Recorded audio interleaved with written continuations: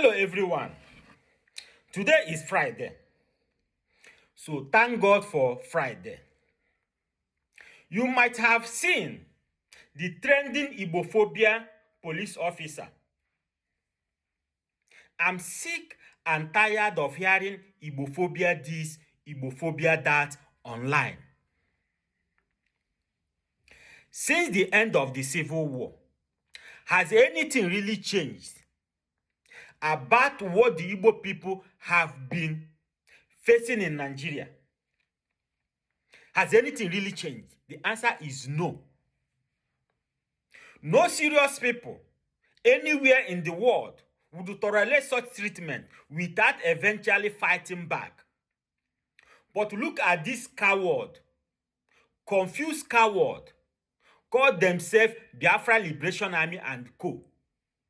They are only good at making noise online without taking any action. Right in front of the coward Igbo politicians, the Oba of Lagos, MC Olomo, and Asari Dokubo made threats against an entire ethnic group. Yet, all they could do was complain. Complain to who online? To the West. The other one, Ngozi Orabueze and Co., are in the US wasting money to lobby the US government that want to build gas pipeline with the EU from Igbo land to Europe.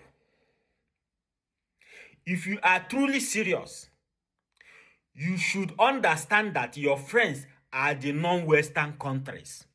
That's the reality. Right now, Igbo need to stand together if they want to stop all this nonsense. The population is too large, and many people continue to say their vote for 1,000 naira.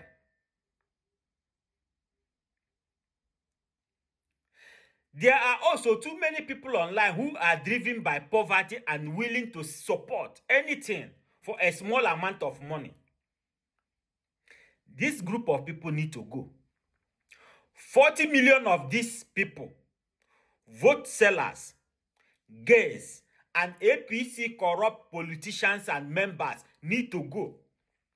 And the only way to achieve it is through war. War is not good. You must understand me. War is not good.